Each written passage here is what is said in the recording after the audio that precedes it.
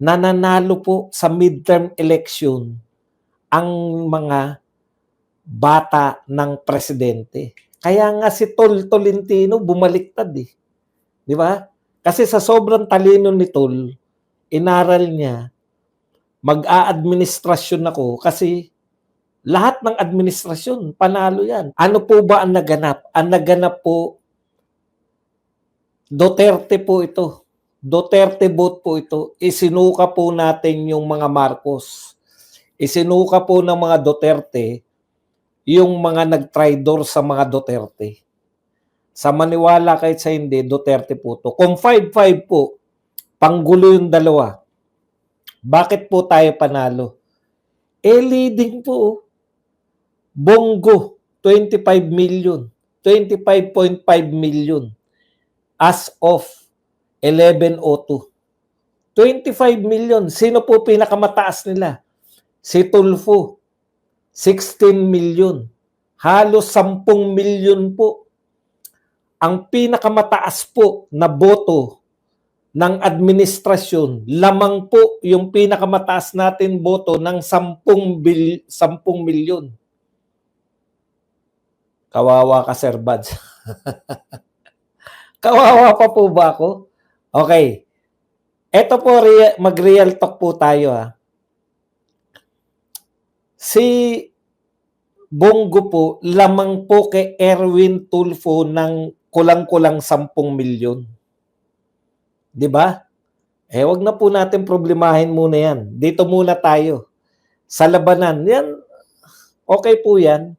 Pasok po yan si Kiko Pangilinan tsaka si Bam Aquino. Alam niyo po kung bakit sila pumasok? Inatake ba nila yung Duterte? Nagbago po sila eh. Kumain po ng kaldero, umiyak-iyak po si Sharon, no? Si Kiko. Si Bam po tahimik lang. Low profile, hindi po sila bumanat sa mga Duterte. Yung bumira po, last minute, bumira kay Sara Duterte, si Abby Binay, nawala po. Akala ni Abby Binay, mas maano na siya kay Duterte.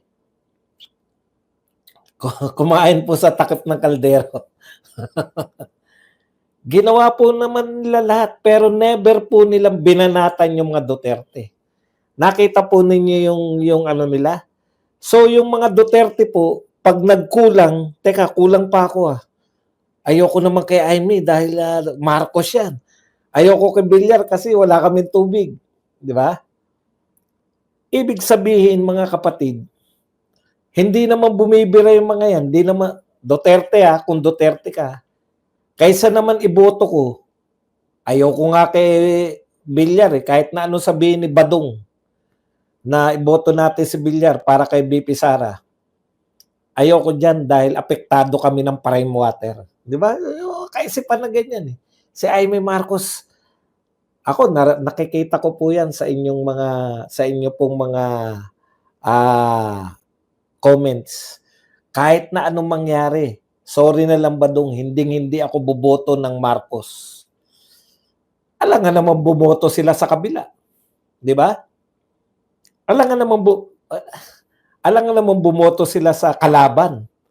O eto na lang mga hindi bumabanat. Kasi kumakain lang ng kaldero, kawawa naman. Naawa kay Sharon, fans ni Sharon, etc. Kung talo po ang PDP, mas talo po yung administrasyon. Ikalawa po,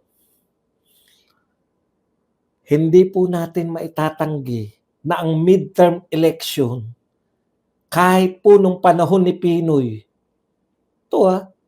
kahit po nung panahon ni Pinoy, yung midterm election, Pinoy na yan ha. Kumbaga, isa po sa pinakabanban na presidente. Isa po sa pinakamahinang presidente, naging presidente ng Pilipinas si Pinoy. Kahit po panahon ni Pinoy, nananalo po sa midterm election ang mga bata ng presidente. Kaya nga si Tolentino bumaliktad eh. Di ba? Kasi sa sobrang talino ni Tol, inaral niya, mag-a-administrasyon ako kasi Lahat ng administrasyon, panalo yan. Panahon ni Duterte, 0 po yung kalaban. Ganun po yun. No? Ganun po ang pagtingin natin dyan. Ito po, hindi lang po tayo basta nanalo. Hindi lang po basta nanalo si Bongo. Tinambakan yung pinakamalakas, nangunguna lagi, yung pinakamalakas na kandidato nila, tinambakan ni Bongo ng halos 10 milyon. Hindi po threat yan si Kiko Pangilinan tsaka si Bam Aquino. Kahit sila po ang tumakbo bilang president at vice president ng mga dilawan, hindi po mananalo yan. Kumbaga salingkit lang po yan eh. Total, hindi, mamimili ka eh. Gusto mong kumpletuhin. Di ba? Puta, kumakain ng kaldero to. Baka naman, kaysa naman iboto ko yung si Abalos. Tignan po ninyo, yung mga kinamuhian po ng mga Duterte. Yung lantad na inayawan ng mga Duterte. Laglag po. Una na si Tol. Si Abalos. Kahit na anong gawing pera ni Abalos, ang daming ginastos ni Abalos, laglag. Yung dalawa mautak.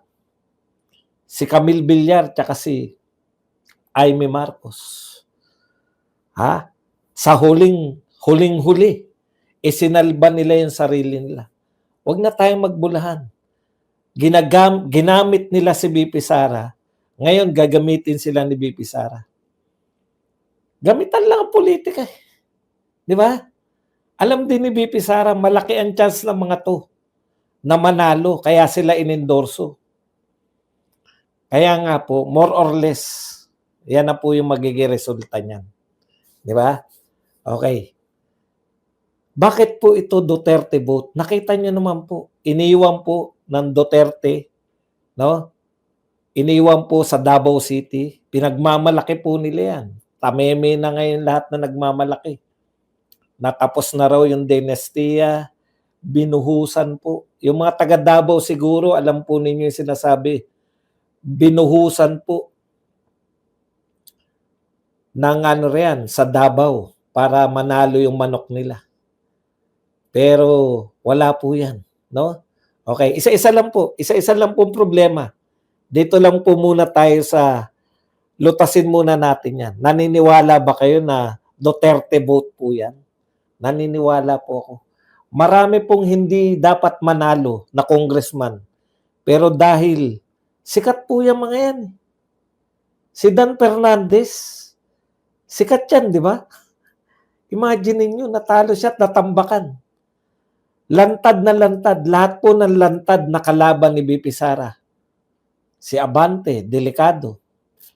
Si Chihuatano, very close. Talagang wala lang. Kapatid lang niya ito. Di ba? Parang ganun lang. Kung mabigat-bigat siguro yung nakalaban ni Chua, baka laglag pa yan. Marami po nanalo. Dahil lang sa si BP Sara ay mismo. No? Si Gwen, nakita nyo naman po. Ito yung mga nakita ng mga Duterte supporter na nag-traitor eh. Actually, hindi ko po kilala si Barry Quatro eh. Never heard ko po. Kaya nga sabi ko po, paano nangyari yun? Malakas ba talaga yan? O di ba? Si Gwen. Tapos, yun talaga yung number one. Number one talaga. Tapos sa party list din, number 2 yung Duterte yun. Di ba? Hindi ko alam kung ilan yung ipanaw. Dati po walang pumapasok eh. Duterte yun lang po eh. Isang kandidato lang natin eh. Ng party list, isa lang po eh. Ngayon may PPP, baka ipanaw kung hindi ko po alam kung pang ilan yung ipanaw. Pag mga naka 200, 300,000 din yan, pwede rin pumasok yan. Pwede rin magkaroon ng congressman yan. Talagang yung mga lantad na kumalaban. Pwera na lang yung mga walang mga kalaban talaga. Katulad nila ako. Wala talagang kalaban eh. Anong magagawa mo doon kung walang kalaban, di ba? Okay. talagang gano'n, eh. Mahusay sumayaw, eh.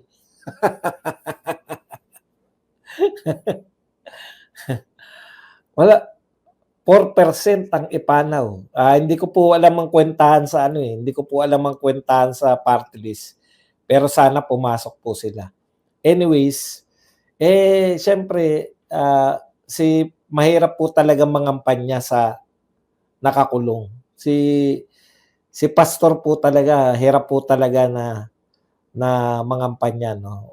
Wala po tayong masabi, ginawa naman ng mga KOJC ang lahat. Pero iba talaga kung si pastor yung nangangampanya. Okay. Tapos talagang yung mga very identified na mga Marcos, talagang wala, 'no. O sa mga nanalo naman, ako malakas ang ano ko, kutob ko na hindi naman po babaliktad, 'no. Ibig ko sabihin, mas gugustuhin nung Lacson, yung Lacson tsaka Soto. Hindi po yan katulad nila Chis Escudero na sunod-sunuran, yung harap-harapan na papakita nila. Yung Tito Soto tsaka yung Lacson po, at least kahit papaano, maipakita lang po ng mga abogado ni BP Sara. Dito na po tayo sa impeachment. May mapakita lang po ng mga abogado ni BP Sara na talagang wala po talagang kakaso-kaso, hindi po kakaso-kaso yung mga ikinaso sa kanya, babaliktad yan. Si Cayetano, hindi rin po sa kanila yan, eh. Hindi naman identified na Marcos yan, eh. 'Di ba? Dalawa na yung pwedeng mahatak. Tandaan nyo, 5 tong boto plus si Robin, 6. 3 na lang po. 3 senador lang po. Ngayon, yung 6 na natira ay yung 12 po natira. Sino-sino ba yan? Tatakbo po yan, eh. Di po ba? Tatakbo po yan sa 2028. Si Mark Villar, atin din yan. So, pampito na. Di ba? Pampito. 2 na lang. 2 na lang, eh. It's either si Subiri na pinagtulungan nila, tinanggal nila sa pwesto. Pwede rin natin makuha yan si Subiri. Yan pong magkapatid na Jinggoy. At saka dahil po sa karanasan ng kanilang ama, no? Ayaw po nila yung impeachment na yan. Negative po sa kanila yan. Di ba? Ang dami pong option, eh. Yan si Mark Villar, atin yan. Dahil bumaliktad na yung mga Villar, eh. Hindi, yung pinaka-posible, 7, di ba? 7 atin. 7 kay BP Sara. 7. Tapos nakita po kasi nila, eh. Pag trinidor mo pala si BP Sara, katapusan na ng karir mo. Kitang-kita po yan ni Tol. Tol, bye-bye, Tol.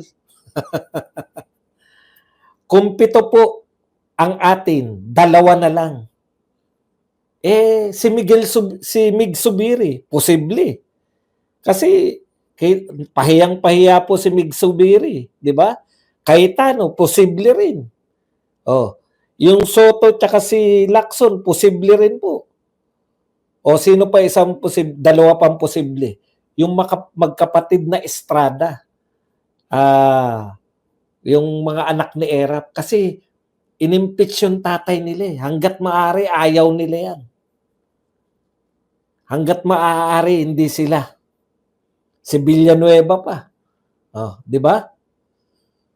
So, talagang malaki po kasi eto na mga binanggit ko, yung mga natirang 12, mag-iisip yung mga yan, eh. Pucha, ang laki ng boto ni Bongo. Yan na yung boto ng mga Duterte.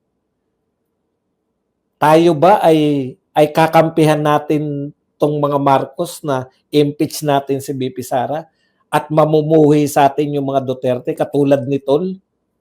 Hindi po nakalapit si Tol, eh. Wala yan. mga dilawan, wag kayong umasa diyan sa mga dilawan.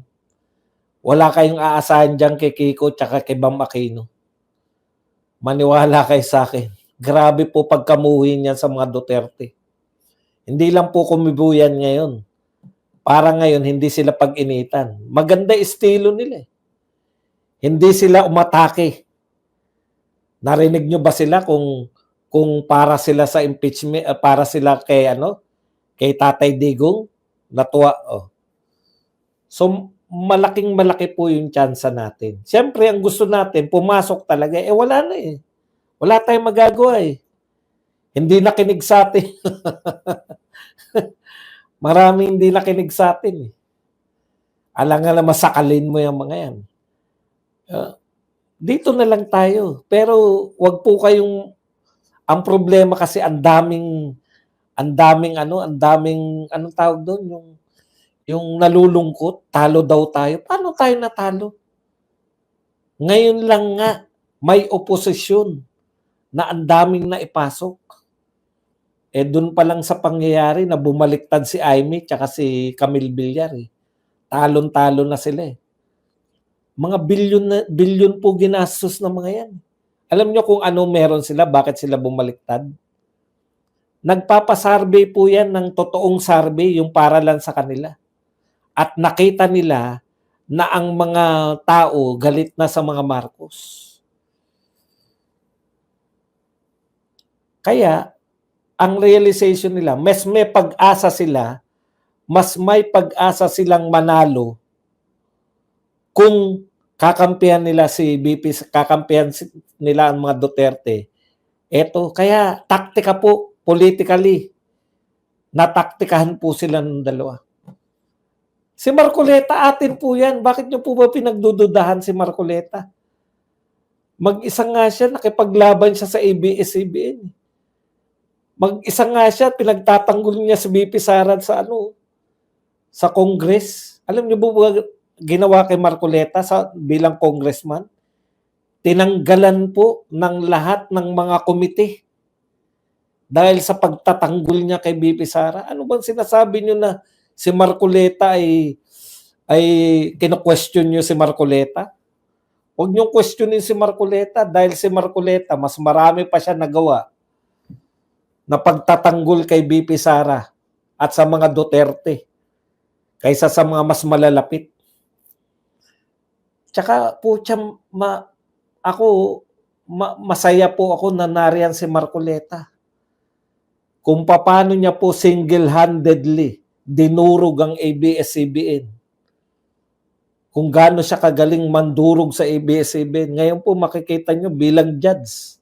Kung paano niya dudurugin itong mga congressman. Bawi-bawi po yan. Ngayon, judge na siya. Winalang hiya siya ng mga yan. Tinanggalan siya ng mga committee.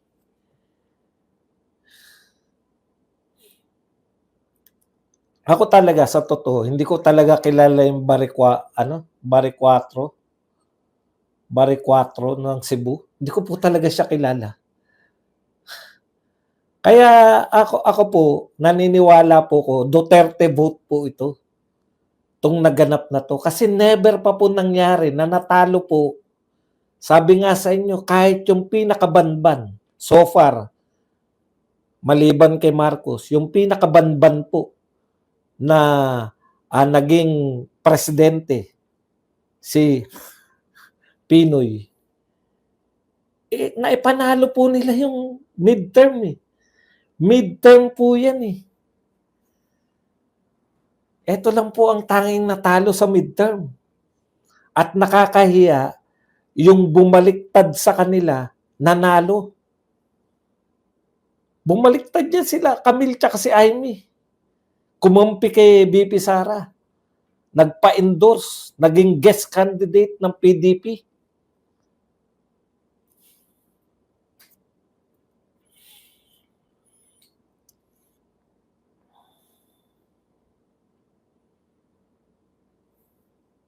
Meron pa naman talaga next time. Bakit? End na ba ng career nila? Si Jimmy tsaka si bata pa naman, magaling naman si Atty. Vic Rodriguez. malaking bagay din yung endorsement ng ano, talagang hindi rin po puwede hindi magaling talaga. Ang gusto ko lang sa ginawa ng INC, eto po ang gusto ko sa ginawa talaga ng INC. Never sila na yung talagang pinakita po nila na ayaw namin sa mga very identified sa mga Marcos. Tignan niyo yung mga inano nila, wala yung mga ano 'no, yung kahit yung Erwin Tulfo, 'di ba? Mga shoe-in lagi yan, eh.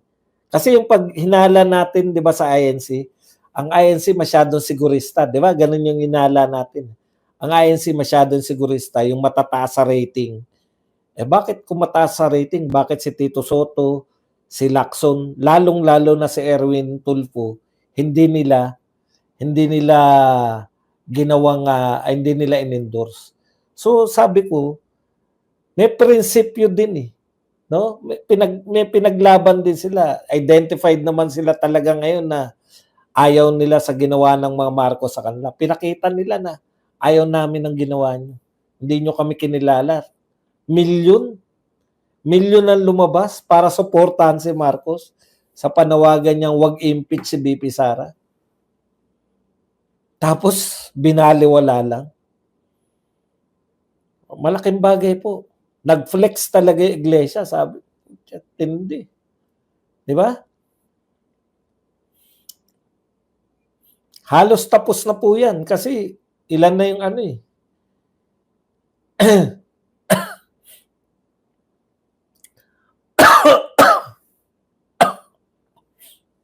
Pwede po, 'di ba? Pwede po sila. Kumbaga ngayon, magsekay sila, magtrabaho talaga sila. Ako, kakaiba po yung ginawa nung nila Bam Aquino at saka ni Kiko Pangilinan. Ako sa tingin ko eto, mga dilawan. Alam niyo sa totoo lang, bago ng hindi niyo lang napansin, wala lang nakapansin sa kanila. Pero nagbago po sila ng taktika, hindi po sila umatake ng umatake. Parang sa kanila, kulang ang PDP.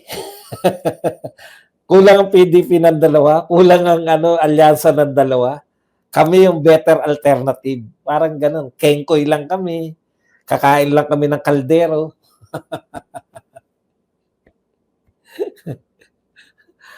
Nagpa-low profile sila na hindi kami umaatake. Hindi sila umaatake sa mga Marcoses, hindi rin sila umaatake sa mga Duterte. Di ba? Iba yung ginawa nila na talagang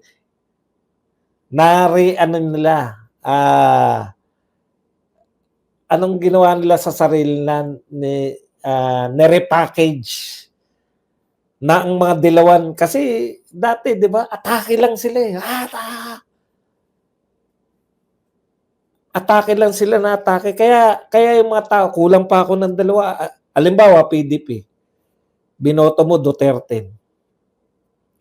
Kulang pa ako ng dalawa. Ayoko naman dito kay Aimee. Manggagamit to. Si Villar, apektado ako ng tubig nito. Ito na lang. Ito na lang. Di ba?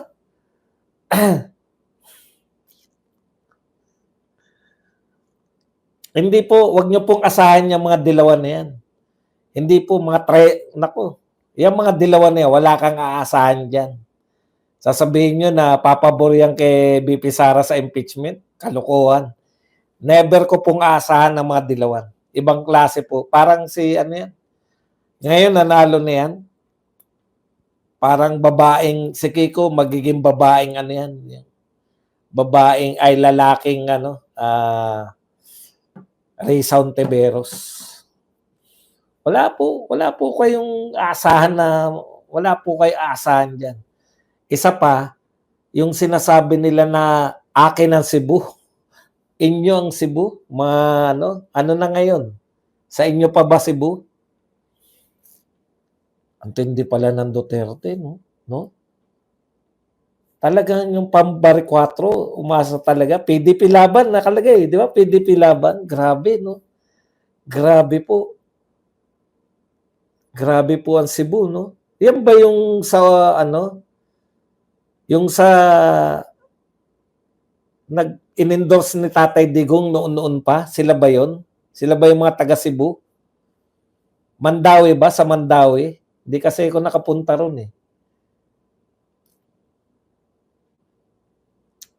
So yung sa Mandawi na naroon sila pati yung o sa Mandawi ba panalo rin tayo PDP? Sila pala yun. Yung akala ko paano nyo tatalunin? Iniisip ko nun kahit ba endorse to ni Tatay Digong mananalo ba to kay ano? Mananalo ba to kay Gwen Garcia? Sa isip ko eh kasi alam ko talaga ang lakas eh. Yun po talaga, ibang klase pala, no, mahal na mahal. Maraming salamat po sa mga taga Cebu. Hindi po kayo nadala. Alam nyo, sa totoo lang, tama po yung ginawa nyo. Kasi pinagluloko kayo eh. No? 20 pesos na bigas, ibinenta sa inyo, isang araw. Alam niyo yung ano, ang tawag ko dyan, budol vote. Yan po ang budol vote ng mga taga Cebu. Hindi na kami papayag, sabi ng mga Cebu, hindi na kami papayag na inuuto nyo kami. 2 beses na, 25 pesos na bigas, isang araw.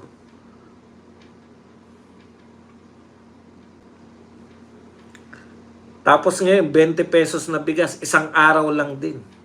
Uy, congratulations sa atin. Sa Bat-Aratilis, 1,000 rin tayo. 1,000 rin tayo. Yan, niloloko, inaano nyo kasi yung tao eh. Anong tawag doon? Yung budol vote po yan. Ayaw na namin sa budol. Yun po yung gustong sabihin ng mga taga Cebu. Wag nyo na kaming binubudol. Umubra ba yung 20 pesos yung bigas? Ang una pong casualty ng 20 pesos na bigas, si Abby Binay. Ang lakas mong magtanggol ha. Yun nga yung pambar 4. Hindi ko talaga siya kilala. Promise.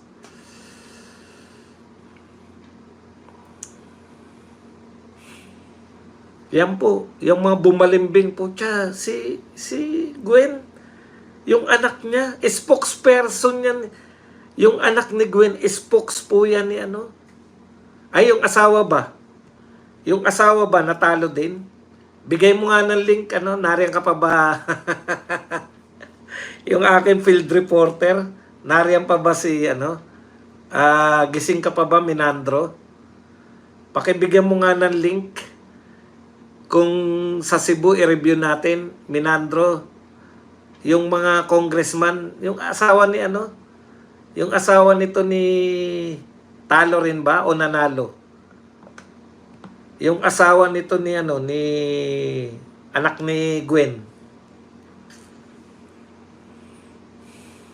Si Prasco. Ano mo nga field reporter ko. Kaya natin, no? No? Kaya pala natin tapatan nyo.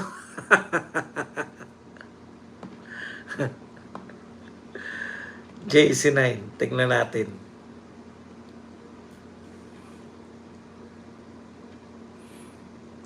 Talo si Mansano, buti nga. O, end na yung ano nyo. Bari 4, Pam, Vice Governor. Grabe, 1 million. Ang boto ni Bari 4, 1 million. Garcia, Gwen, 693,000. Butya, hindi na talaga makakahabol. O, yung mga ano po, provincial board member to eh. Yung ano po, yung congressman yan. Garcia Karen, wala kasing kalaban, panalo. Shimura, Cariaga, 4th District, 6th District, wala rin kalaban. Panalo pa rin yung Prasco Duke. Durano Mix, talo. Grabe, talo pala si Durano. Calderon, talo rin yung Duterte. Oliva, Uwano, Dizon, Lollipop. Si Gwen lang talo. Panalo si Mandanas versus yan, gusto nyong gawing mag-ina. Hindi, kala ko pinakamalakas si si Gwen Garcia.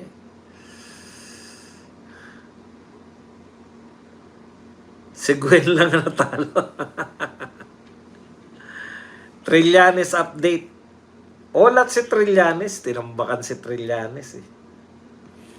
Pero i-update na rin nga natin yung mga buhay, mga field reporter natin. Paki-update nga rin po natin si Trillanes. Yan pala isa si Trillanes, di ba? Oh. Sabi ng iba, meron pong nag-ano dito. Bakit hindi mo sinasagot yung mga atake ni Trillanes? Pag hindi po ako pan-local eh.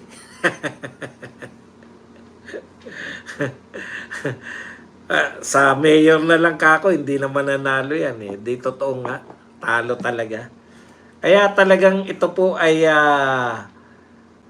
talaga ay Duterte vote po talaga to. Kung hindi pa rin po kayo maniniwala, tignan nyo na lang yung number 1. No? Ito po, City of Caloocan, latest. Along Malapitan, 333,881. Trillanes Antonio, 222,643. Konti lang pala lamang. 100,000 lang. 100,000 lang pala lamang.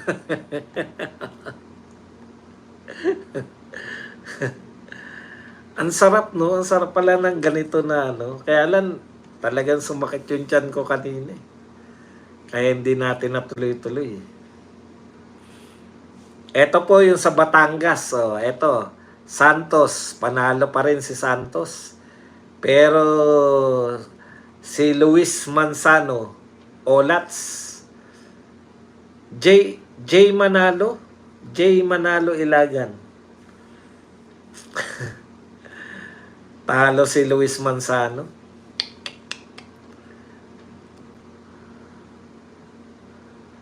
Provincial board, wag na yan. Yung mga mga congressman. Lebiste, ay talo si Eric Buhain. Panalo pa rin si Luis Trojinki. Nadaan tayo sa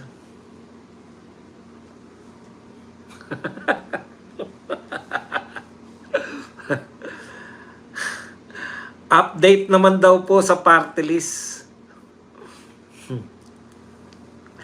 Baka pwede raw po mag-update sa party list sa ating mga field reporter. Thank you kay Minandro tsaka kay JC9. Yan. Mga field reporter natin. Edna Ibascos, yes, landslide. Nada. Landslide si Pierre Ardiac Baste. Ay, ito po ang isang usapin, no? Kanina tinatanong po. Humihirit pa eh. Humihirit pa po yung ating mamaya na po tayo mag-update ng ng iba pa. Pati yung Senate tsaka yung i-update ko po kayo. Humihirit po, tinatanong po ng ABS-CBN. Ayaw talaga nilang manumpa si hindi nyo na po mahabol. Maganda po yung sagot ni Garcia. Tinanong po siya, paano po yan si Tatay Digong kung hindi po panumpain ng ICC? Alam niyo, napaka-technical po nila. Hindi pa rin po uupo si Mayor bilang Mayor si Nograles. Kasi talo siya eh. Dideklara po ng COMELEC, no? Yung Vice Mayor at saka Mayor, idideklara po nilang panalo, no? Kung hindi po makapanumpa, ganito po yan, no? Baka nag-isip pa po kayo, paano yung kung hindi makapanumpa?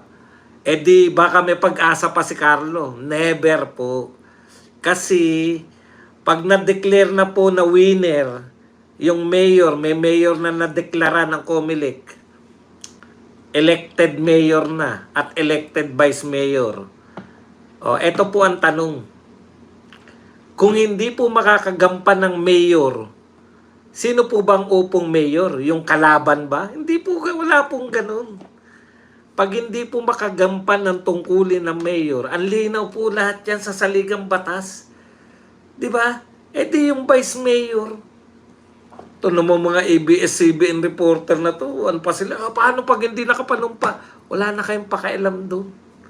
Kung hindi makapanumpa, si Tatay Digong bilang mayor, elected po siya.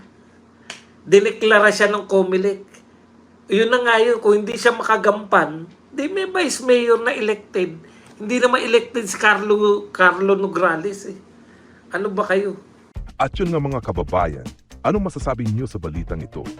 Maaring ihayag ang inyong opinyon at kuro-kuro sa comment section sa ibaba. Huwag din kalimutang mag-like, mag-subscribe at mag-share sa bidyong ito. Maraming salamat sa panonood.